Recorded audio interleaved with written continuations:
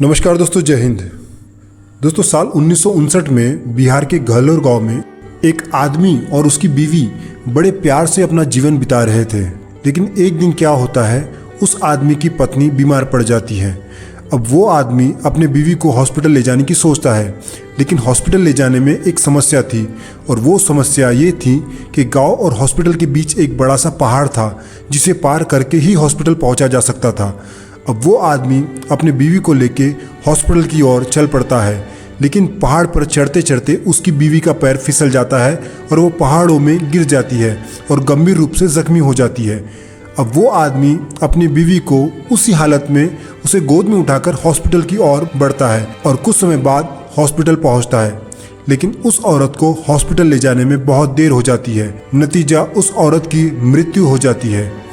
बीवी की मौत से वो आदमी पूरी तरह टूट जाता है, पर जो होना था वो तो हो चुका था, अब कुछ भी नहीं किया जा सकता था। लेकिन उस घटना के बाद वो आदमी एक प्रतिज्ञा लेता है, एक निश्चय करता है कि जिस वजह से उसकी बीवी की मौत हुई है वो उसे खत्म कर देगा और उसे उखाड़ के फेंक देगा। और जिसके बाद वो आदमी अपने घर जाता है और घर से एक छोटी सी छन्नी जिसकी लंबाई एक हथेली इतनी होगी और एक सामान्य सा हथौड़ा लेके आता है, और वो इंसान उस 30 मंजिला इमारत इतनी ऊंची चट्टान को तोड़ने लग जाता है ताकि दोबारा ऐसी दुर्घटना किसी और के साथ ना हो। गांव वालों को ये समझ नहीं आता है कि ये कर क्या रहा है, लेकिन जैसे जैसे उन्हें पता चलता है कि वो इंसान छन्नी हथौड़े से एक 360 फीट लंबा पहाड़ तोड़ रहा है, तो सबको लगता है कि बीवी की मौत से उसकी दिमागी हालत गड़बड़ा गई है और गाँव वाले उसे अपने हाल पे छोड़ देते हैं। लेकिन उसके बाद दिन निकलते हैं, शाम ढलती है, रात होती है, मौसम बदलते हैं, बच्चे बड़े हो जाते हैं, उनकी शादी हो जाती है, उनके बच्चे हो जाते हैं, तो कभी गांव में बाढ़ आ जाती है, तो कभी सूखा पड़ जाता है, अलग अलग तरह की मुसीबतें आती है। लेकिन वो इंसान अपने संकल्प से हटता नहीं है और देखते देखते सालों निकल जाते हैं, और ठीक 22 साल बाद वो इंसान उस पहाड़ को काट के 2 हिस्सों में बांट देता है, और उस इंसान का नाम था the great mountain man Dashrath Manjhi. दोस्तों, 22 साल तक उस इंसान ने एक पहाड़ को केवल छन्नी हथौड़े से 2 हिस्सों में काट दिया। दोस्तों, थोड़ा सा सोचो, क्या जबरदस्त इच्छा शक्ति रही होगी उस इंसान की। आज 1 घंटे में एक इंसान के दिमाग में हजारों ख्याल आते हैं, जिसमें कई फैसले बदलते हैं, मन बदलता है, इच्छाएं बदलती है। आज एक इंसान 22 सेकंड की रील को पूरा देख नहीं पाता है, और वो इंसान 22 साल तक बस एक ही सोच के साथ जीता रहा कि मुझे इस पहाड़ को तोड़ना है। दोस्तों, ये होती है इच्छा शक्ति, विल पावर।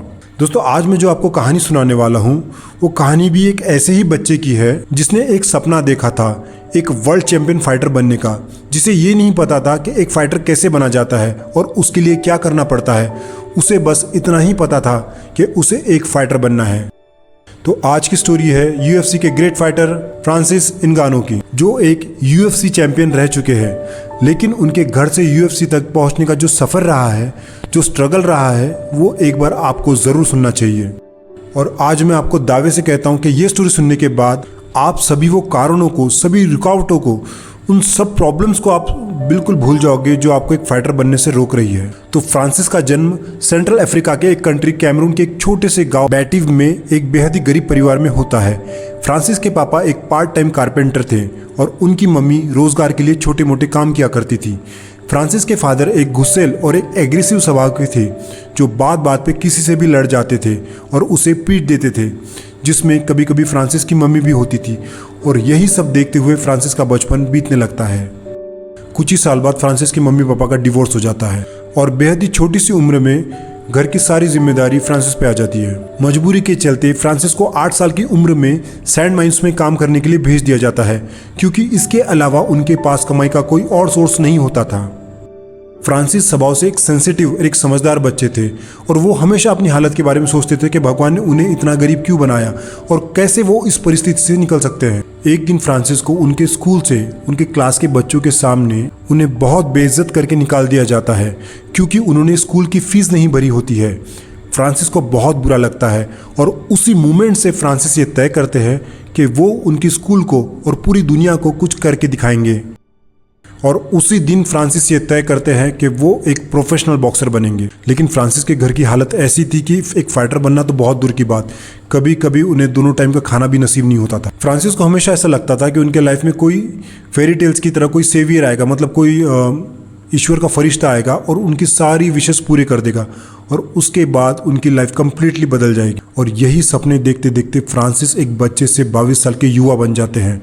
लेकिन फ्रांसिस जैसा सोच रहे थे वैसा कुछ नहीं होता है। एक दिन फ्रांसिस को कोई माइक टायसन की कोई छोटी सी बॉक्सिंग क्लिप दिखाता है यूट्यूब पे, और उसे देख के फ्रांसिस थोड़ा सोच में पड़ जाते हैं और उसके बाद कहते हैं कि ऐसा तो मैं भी कर सकता हूँ। और उसके बाद फ्रांसिस खुद को देखते हैं और वो सोचते हैं कि वो क्या कह रहे हैं और वो कहाँ पर है। और उसी दिन फ्रांसिस को ये रियलाइज़ होता है कि अब उसकी ज़िंदगी बदलने के लिए कोई आने वाला नहीं है, जो कुछ करना होगा उसे खुद को करना होगा। और उसी दिन फ्रांसिस ने बेटी को छोड़कर कैमरून की सबसे बड़ी सिटी डुआला में बॉक्सिंग सीखने के लिए जाने का डिसीजन लेते हैं। डुआला पहुंचकर फ्रांसिस ने पहली बार अपने लाइफ में बॉक्सिंग जिम देखा और साथ ही अपनी ट्रेनिंग स्टार्ट की।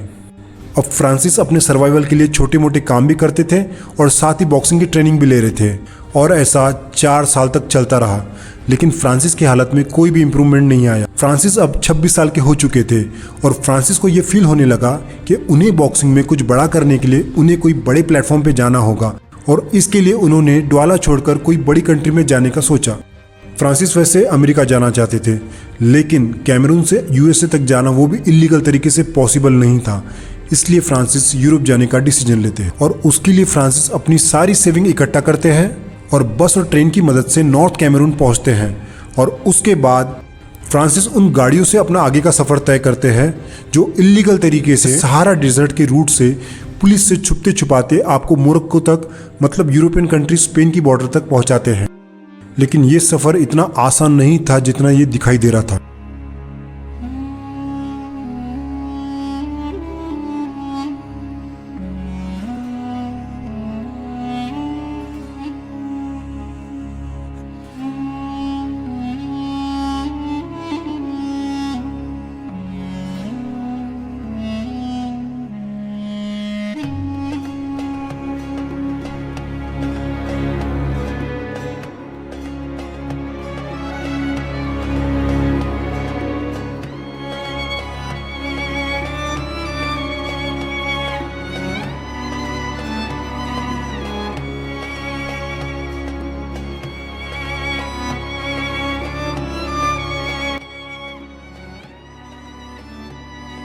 इस सफ़र में आपको दुनिया के सबसे डेडलीस्ट रेगिस्तान सहारा डेजर्ट से गुजरना था, जो कि कैमरून से लगभग 5,500 किलोमीटर लंबा और वीरान था, जिसमें लुटेरे पुलिस से कभी भी इनकाउंटर होने का खतरा था। और फ्रांसिस ये सफ़र एक ऐसी गाड़ी से कर रहे थे जिसमें मुश्किल से 4 या 5 लोगों की बैठने की कैपेसिटी थी, और उस गाड़ी में फ्रांसिस 25 लोगों के साथ अपने सामान के साथ सवार थे, जिसमें कोई छत नहीं थी। और उस गाड़ी के ड्राइवर का बस एक ही काम होता है कि उस गाड़ी को मोरक्को तक कैसे भी पहुंचाना, फिर चाहे आप रास्ते में गिर जाओ या फिर पीछे छूट जाओ, उससे उनको कोई मतलब नहीं होता था। और अगर ऐसा गलती से हो जाए तो आपको रेगिस्तान में जिंदा दफन होने से कोई नहीं रोक सकता है, क्योंकि उस रेगिस्तान में आपको इंसान के कंकाल के सिवाय आपको दूर दूर तक कुछ दिखाई नहीं देता है। फ्रांसिस की किस्मत उनका साथ देती है और वो मोरक्को तक सही सलामत पहुंच जाते हैं। अब फ्रांसिस अपनी मंजिल से सिर्फ एक कदम दूर थे। फ्रांसिस को किसी भी हालत में स्पेन पहुंचना था, जो कि एक यूरोपियन कंट्री थी। मोरक्को से स्पेन पहुंचने के 2 रास्ते थे, या तो गहरे और तूफानी समंदर के रास्ते से किसी बोट के सहारे आप स्पेन पहुंच सकते थे, या तो 35 से 40 फीट इतनी लंबी 3 लेयर फेंसेस जो मिनी ब्लेड वायर से प्रोटेक्टेड होती है, उससे चढ़ के और पुलिस से बचते हुए बॉर्डर क्रॉस करते हुए स्पेन पहुंचा जा सकता था। और अगर आप ये काम करते हुए गलती से पकड़े गए तो आपको मोरक्को गार्ड्स सीधा अल्जीरिया बॉर्डर के उसी वीरान और जानलेवा सहारे के तपते रेगिस्तान में बिना पानी और खाने के छोड़ दिया जाता था, जहां लगभग 90% आपका मरना तय होता है। दरअसल यूरोपियन यूनियन मोरक्को गार्ड्स को स्पेशल फंडिंग करती थी ऐसे रिफ्यूजीज को यूरोपियन कंट्री से दूर रखने के लिए, क्योंकि कोई भी कंट्री नहीं चाहती है कि उसकी कंट्री में कोई रिफ्यूजी और ख़ास तौर पे गरीब अफ्रीकन्स एंटर करे, जिससे देश का माहौल बिगड़े। और इन सब वजह से मोरक्को गार्ड्स को ये कठोर कदम उठाना पड़ता था ताकि दोबारा कोई ऐसी इलीगल तरीके से घुसने की हिम्मत ना कर पाए। अब फ्रांसिस मोरक्को तो पहुंच गए थे, अब उन्हें किसी भी हाल में स्पेन पहुंचना था। वो भी इलीगल तरीके से। अब फ्रांसिस उस रास्ते को खोजने के लिए निकल पड़े जिस रास्ते से स्पेन पहुंचा जा सकता था। दिन भर यहाँ वहाँ घूमने के बाद दिन ढल चुका था, रात हो चुकी थी और फ्रांसिस के पास इतने पैसे नहीं थे कि वो कोई होटल में स्टे करे और ना ही मोरक्को में कोई उनका जान पहचान वाला था। तो फ्रांसिस मोरक्को के जंगलों में रहने का तय करते हैं। लेकिन जब वो जंगल पहुंचते हैं तो वो वहां का सीन देख के शॉक हो जाते हैं, क्योंकि वहां ऑलरेडी हजारों की संख्या में पहले से ही अलग अलग देश के रिफ्यूजी छोटे छोटे टेंट बना के सालों से यूरोप जाने के लिए ट्राई कर रहे थे, जिसमें ना के बराबर लोग सफल हो पाए थे। फ्रांसिस बाकी इलीगल इमिग्रेंट्स की तरह अपना भी एक छोटा सा टेंट बनाते हैं और वहां पे रहना शुरू कर देते हैं। और दिन में फ्रांसिस यूरोप जाने के लिए स्पेन बॉर्डर की रेकी करते और रात होने पर वो वेजिटेबल मार्केट से फेंकी हुई सब्जियां या रास्ते पे वेस्ट मीट उठा के लाते और उसे जंगल में कुक करते और उसी से अपना पेट भरते। फ्रांसिस रोज स्पेन बॉर्डर की रेकी करने लगे, इस होप में कि कहीं से कोई लूप होल मिल जाए जिससे स्पेन बॉर्डर में आसानी से एंटर किया जा सके। और कई दिन की ठीक ठाक जानकारी इकट्ठा करने के बाद फ्रांसिस फेंसेस से जाने का डिसीजन लेते हैं।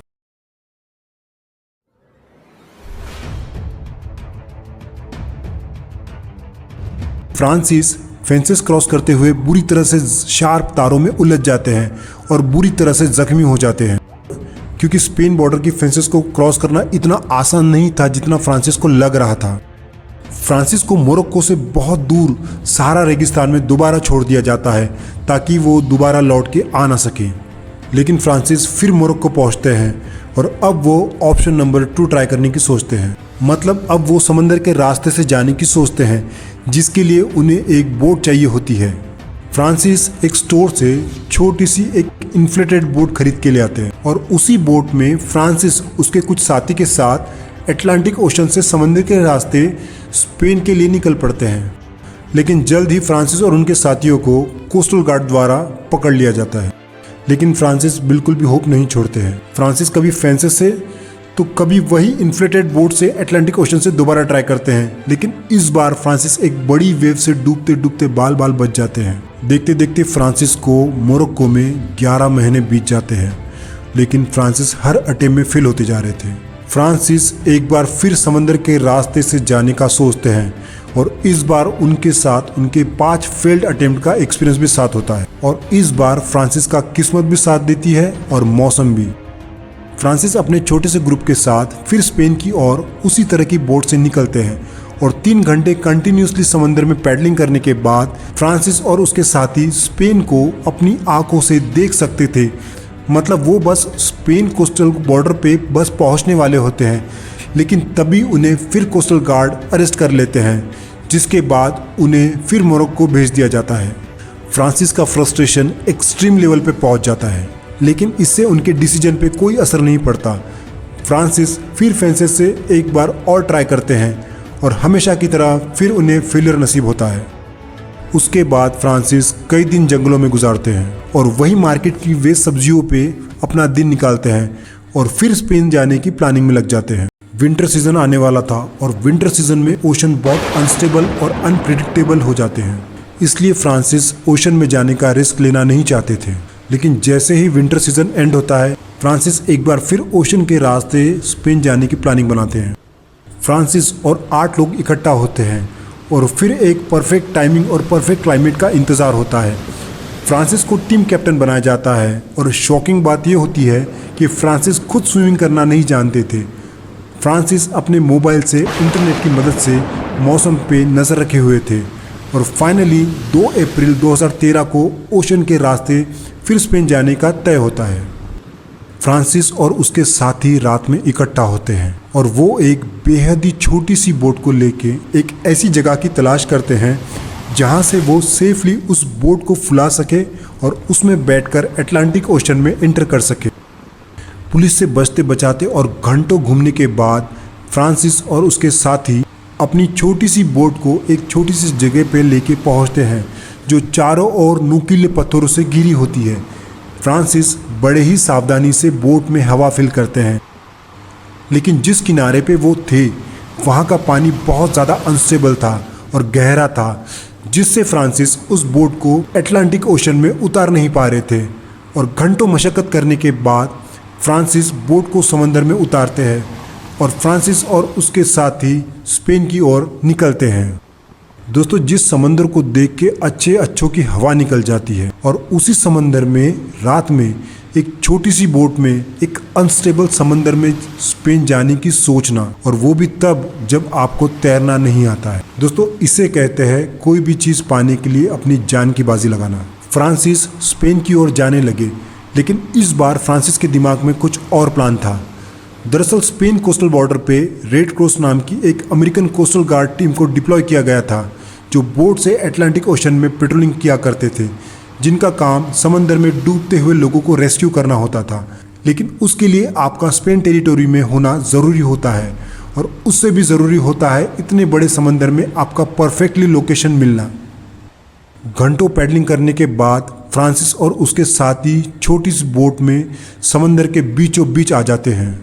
लेकिन अचानक मौसम बदल जाता है और तेज़ बारिश होने लगती है और समंदर की तेज़ लहरें उठने लगती है, जिसमें फ्रांसिस की बोट समंदर में भयंकर झकोले खाने लगती है। और उतने में अचानक से थोड़ी ऊंचाई पे एक हेलीकॉप्टर फ्रांसिस की बोट के एग्जैक्टली ऊपर आके रुक जाता है, और फ्रांसिस उस हेलीकॉप्टर को देखते हैं और उसके बाद अपने साथियों को, और उसी पोजीशन से फ्रांसिस अपना मोबाइल निकालते हैं, जिसमें नेटवर्क भी होता है और रेड क्रॉस टीम का नंबर भी। और फ्रांसिस उसी जगह से रेड क्रॉस टीम को फ़ोन लगाते हैं और उन्हें खुद को रेस्क्यू करने के लिए कहते हैं। रेड क्रॉस टीम फ्रांसिस से अपना लोकेशन पूछती है, और तो फ्रांसिस उन्हें कहते हैं कि उनके एग्जैक्टली ऊपर एक हेलीकॉप्टर है। जिसके बाद एक बहुत ही ऊंची लहर आती है और फ्रांसिस के बोट को पूरी तरह पलटा देती है, जिसमें सभी लोग समंदर में डूबने लगते हैं। लेकिन उतने में ही रेड क्रॉस रेस्क्यूअर्स एक बड़ी बोट की मदद से फ्रांसिस को आसानी से डिटेक्ट कर लेते हैं, और फ्रांसिस और उनके सभी साथियों को सक्सेसफुली रेस्क्यू कर लिया जाता है। और फाइनली कुछ इस तरह फ्रांसिस की लगभग 5 साल के स्ट्रगल के बाद स्पेन में एंट्री हो जाती है। फ्रांसिस को 2 महीने के डिटेंशन सेंटर में रखा जाता है, और उसके बाद किसी चैरिटी क्लब से फ्रांसिस को $50 मिलते हैं, और उसके बाद फ्रांसिस को एसाइलम सीकर और रेफ्यूजी की तहत यूरोप में उसे छोड़ दिया जाता है। अब फ्रांसिस यूरोप में थे, पूरी तरह आज़ाद थे और बेहद खुश थे। दोस्तों, कितनी अजीब बात है, कुछ लोग दुनिया में ऐसे होते हैं जिनके पास सब कुछ होता है, फिर भी वो सुसाइड कर लेते हैं, और कुछ लोग फ्रांसिस जैसे होते हैं जिनके पास ना कपड़ा होता है, ना घर होता है, ना खाना होता है, ना कल का पता होता है, फिर भी बंदा इतना खुश था, वो भी सिर्फ इसलिए क्योंकि उसे अब बॉक्सिंग करने मिलेगी। अब फ्रांसिस को अपनी मंजिल यानी एक अच्छा बॉक्सिंग क्लब ढूंढना था। तो 9 जून 2013 को 26 साल के फ्रांसिस पेरिस जाने का डिसाइड करते हैं। पेरिस पहुंचते ही फ्रांसिस एक बॉक्सिंग क्लब की तलाश में लग जाते हैं।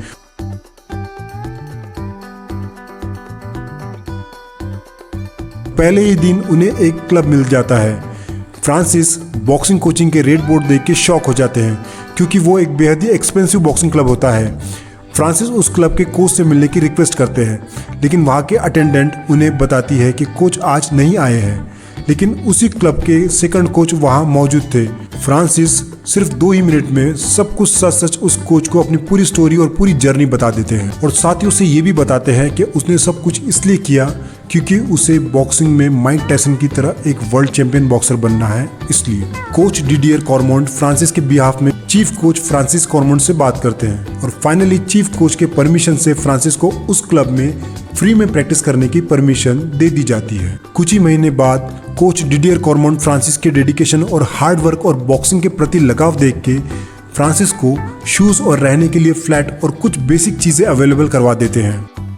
डिडियर कॉर्मोंट फ्रांसिस को बॉक्सिंग ट्रेनिंग तो दे रहे थे, लेकिन डिडियर फ्रांसिस को बताते हैं उन्हें प्रोफेशनल बॉक्सिंग में पार्टिसिपेट करने के लिए उनके ओरिजिनल डॉक्यूमेंट्स और उनका आइडेंटिटी प्रूफ लगेगा, जो फ्रांसिस के पास नहीं होते हैं। डिडियर के कहने के बाद फ्रांसिस सोच में पड़ जाते हैं, और उनको कहीं ना कहीं ये फील होने लगता है कि डॉक्यूमेंट्स के चक्कर में कहीं उनका प्रोफेशनल कैरियर शुरू होने से पहले कहीं खत्म ना हो जाए। लेकिन डिडियर फ्रांसिस के फिजिकल और इकोनॉमिकल कंडीशन को देखते हुए और उनकी हालत को समझते हुए डिडियर फ्रांसिस को MMA ज्वाइन करने की सलाह देते हैं, क्योंकि MMA उस समय एक न्यू स्पोर्ट्स था और वहाँ इतने डॉक्यूमेंट्स शो करना मैंडेटरी नहीं था, और फ्रांसिस के पास MMA स्पोर्ट्स के लिए एक परफेक्ट फिजिक और स्ट्रेंथ थी।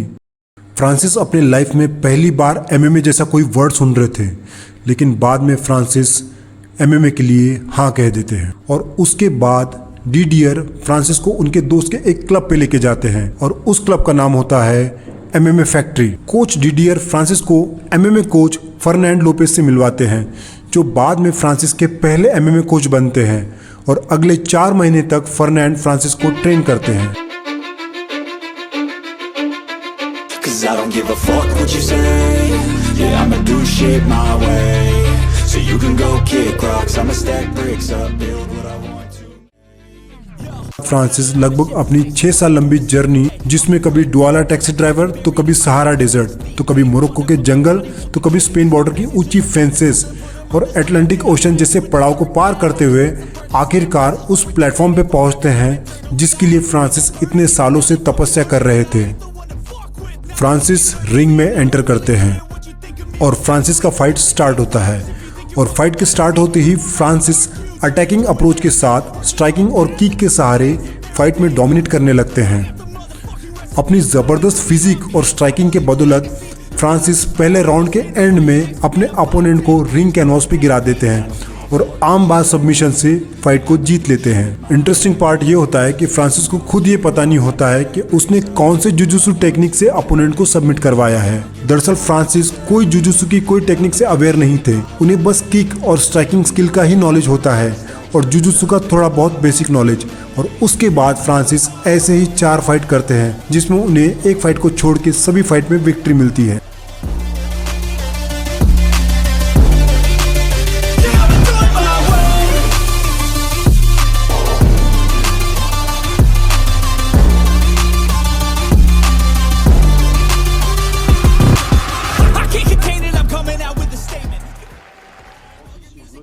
अब पूरे फ्रांस में ऐसा कोई नहीं था जो फ्रांसिस के साथ फाइट कर सके। फ्रांसिस की एमएमए वर्ल्ड में जबरदस्त चर्चाएं होने लगी। फ्रांसिस से कोई फाइट नहीं करना चाहता था क्योंकि सभी का ऐसा मानना था कि फ्रांसिस एक बहुत ही वाइल्ड और ब्रूटल फाइटर है और सिर्फ 5 फाइट के रिकॉर्ड पे फ्रांसिस को यूएफसी कॉन्ट्रैक्ट ऑफर किया जाता है। फ्रांसिस अपनी पहली यूएफसी फाइट करने के लिए अमेरिका के ऑरलैंडो के लिए रवाना हो जाते हैं।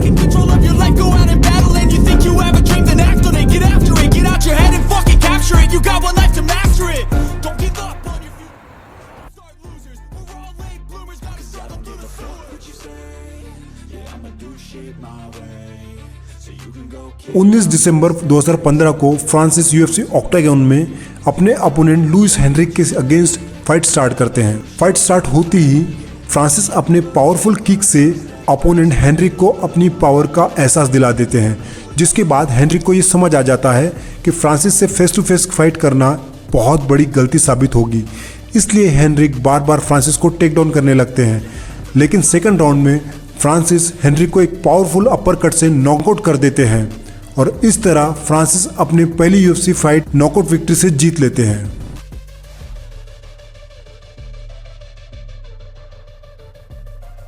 फ्रांसिस की विक्ट्री फिगर्स बढ़ने लगते हैं।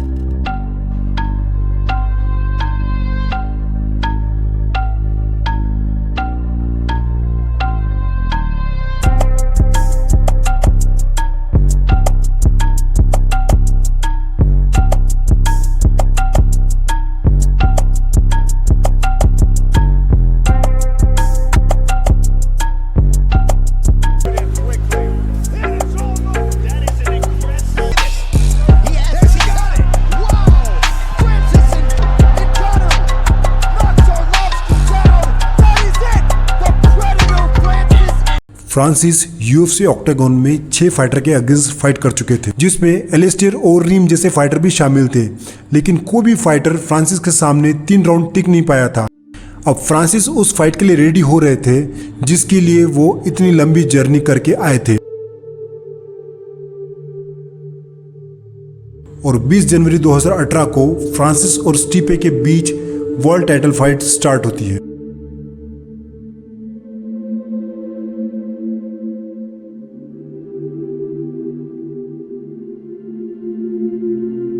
फ्रांसिस अपने हर फाइट की तरह एक एग्रेसिव अप्रोच के साथ स्टिपे पे अटैक करने लगते हैं,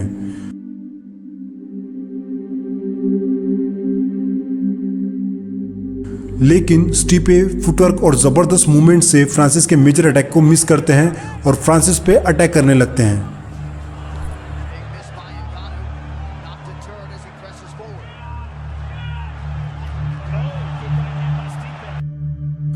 सेकंड राउंड में स्टीपे समझ जाते हैं कि फ्रांसिस बुरी तरह थक चुके हैं और उसी बात का फायदा उठाते हुए स्टीपे फ्रांसिस को फुटवर्क से ऑक्टेगन में और एग्जॉस्ट करवाते हैं और बार बार उन्हें टेक डाउन करते हुए बुरी तरह थका देते हैं।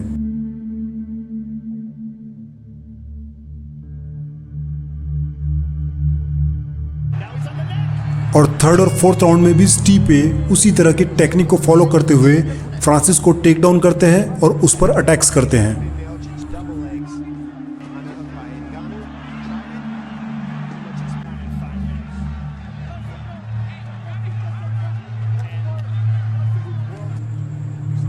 और फिफ्थ और लास्ट राउंड में फ्रांसिस बुरी तरह थक जाते हैं और स्टीपे को यह पता होता है कि स्कोर वाइज वो फ्रांसिस से आगे है, इसलिए अननेसेसरी रिस्क ना लेते हुए वो फुटवर्क से फ्रांसिस को ऑक्टेगन में कंप्लीटली थका देते हैं।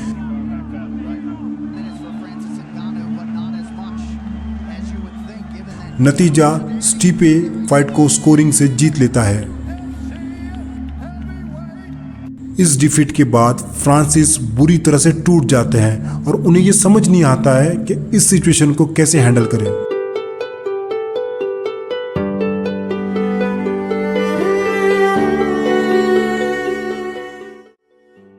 फ्रांसिस को ऐसा लगता है कि वो अपना सब कुछ हार चुके हैं।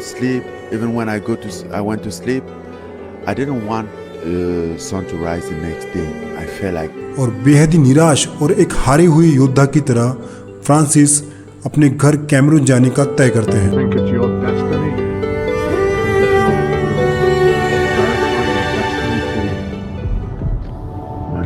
अपने गांव बैटी पहुंचने के बाद वहां पर फ्रांसिस को जो वेलकम मिलता है तो फ्रांसिस को विश्वास नहीं होता है कि लोग उन्हें इतना चाहने और इतना जानने लगे हैं। that I had there, man, like it was crazy.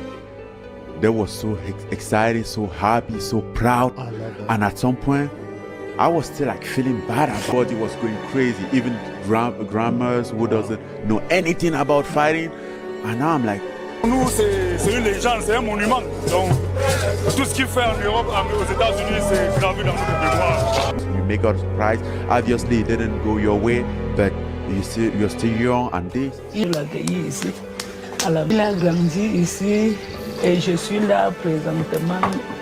Je vais toujours. Francis को ऐसा लग रहा था कि इस फाइट के हारने के बाद उन्होंने अपने लोगों का नाम मिट्टी में मिलाया है, उनकी इंसल्ट की है, लेकिन अपने घर पहुंचने के बाद लोगों का फ्रांसिस के प्रति प्यार और इज्जत देख के फ्रांसिस एक बार फिर वही जोश और एनर्जी से भर जाते हैं।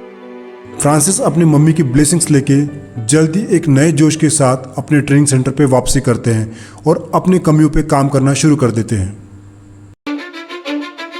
Cause I don't give a fuck what you say. Yeah, I'ma do shit my way. So you can go kick rocks, I'ma stack bricks up, build what I want to make. Yo, I got a lot of shit to say, so I'ma do this every day. I'll be writing things until I'm fucking buried in my grave. 6 feet deep under, but my body won't decay. Cause my messages are timeless, so they'll put them on display. Oh yeah, I rap with a certainty, I have a sense of urgency. A message for eternity, for everyone internally. I had some people burning me, but now they fucking learn to see I ain't the one to fuck with. Now they looking nervously, and I don't really care what you think of me respectfully. You can kick rocks if you think you're fucking better, see. I will outwork you, turn you to an enemy. Hurt you so bad that you're gonna need some therapy. I got the motherfucking recipe. I've been cooking up hits, I'ma leave a legacy. You'll be looking small when you're standing right next to me. I'm 5'10", bitch, but I'm 10 feet Cause I next don't to me. give a fuck what you say. Yeah, I'ma do shit my way. So you can go kick rocks, I'ma stack bricks up, build what I want to make. Cause I don't give a fuck what you say. Yeah, I'ma do shit my way. So you can go kick rocks, I'ma stack bricks up, build what I want to make. Yeah, I'ma do it my way.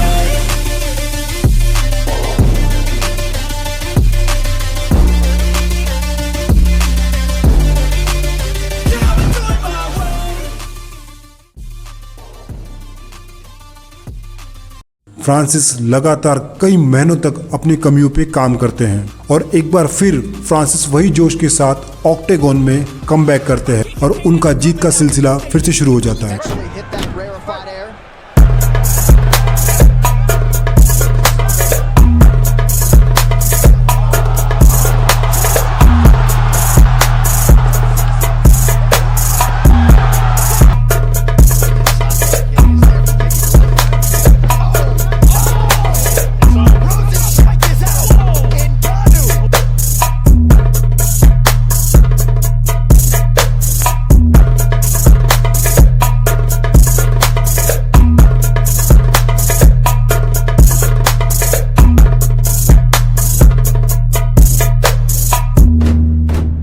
और 27 मार्च 2021 को यानी ठीक 3 साल बाद वही मंच, वही opponent और वही वर्ल्ड हेवीवेट टाइटल के लिए दोनों फाइटर दोबारा से आमने सामने आते हैं।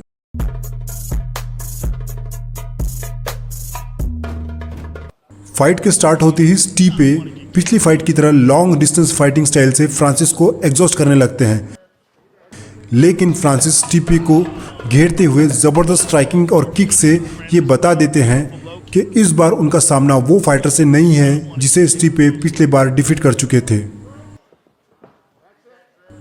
और लगभग 1.5 मिनट का राउंड खत्म होने के बाद स्टीपे फ्रांसिस को टेक डाउन करने के लिए उन्हें होल्ड करते हैं, लेकिन फ्रांसिस स्टीपे के ट्रैप से न केवल खुद को निकालते हैं बल्कि अपनी बेस्ट रेसलिंग स्किल दिखाते हुए स्टीपे पे अपनी ज़बरदस्त ग्रिप बनाते हुए उसे टेक डाउन कर देते हैं और बेहद ही एक्सप्लोसिव शॉर्ट पंचेस से उन पर अटैक करते हैं।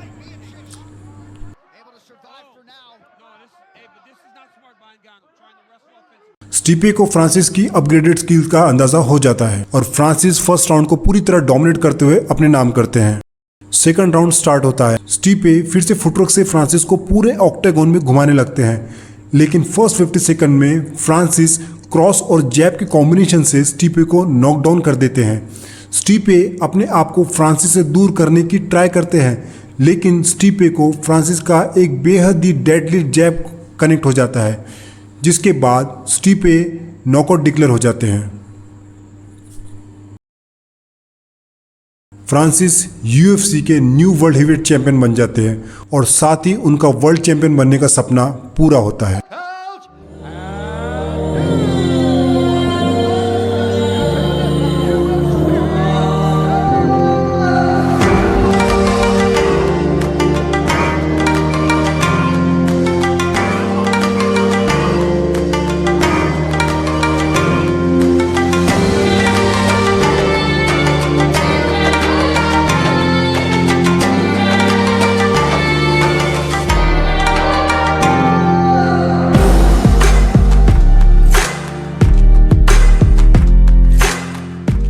दोस्तों, फ्रांसिस बचपन में अपने मम्मी से कहते थे कि आप घर में यहाँ पर खाना बनाओगे और मैं वर्ल्ड चैंपियन बन के आऊँगा और बाद में यहाँ बैठे रहूँगा और यहाँ मेरा बेल्ट रहेगा। और बिल्कुल उसी तरह फ्रांसिस अपनी मम्मी के पास बैठ के ये फ़ोटो क्लिक करवाते हैं। दोस्तों, दुनिया में 3 प्रकार के लोग होते हैं। एक वो होते हैं जो किस्मत के भरोसे बैठे होते हैं। उन्हें लगता है कि कोई चमत्कार होगा और उसके बाद सब बदल जाएगा और उसकी राह देखते देखते वो सारा समय निकाल देते हैं। उसके बाद वो लोग होते हैं जो मेहनत करते हैं, हार्डवर्क करते हैं, लेकिन सक्सेस ना मिलने पर वो सिचुएशन से समझौता कर लेते हैं। और उसके बाद फ्रांसिस जैसे कुछ लोग होते हैं जो अपनी किस्मत अपने हाथों से लिखते हैं। दोस्तों, अगर कोई फाइटर अपना एक ट्रेनिंग सेशन मिस कर देता है तो उसे फिजिकल से ज़्यादा मेंटल वीकनेस ज़्यादा फील होने लगती है, क्योंकि अंदर ही अंदर उसे फील होने लगता है कि वो अपने कॉम्पिटिटर से एक सेशन पीछे चल रहा है।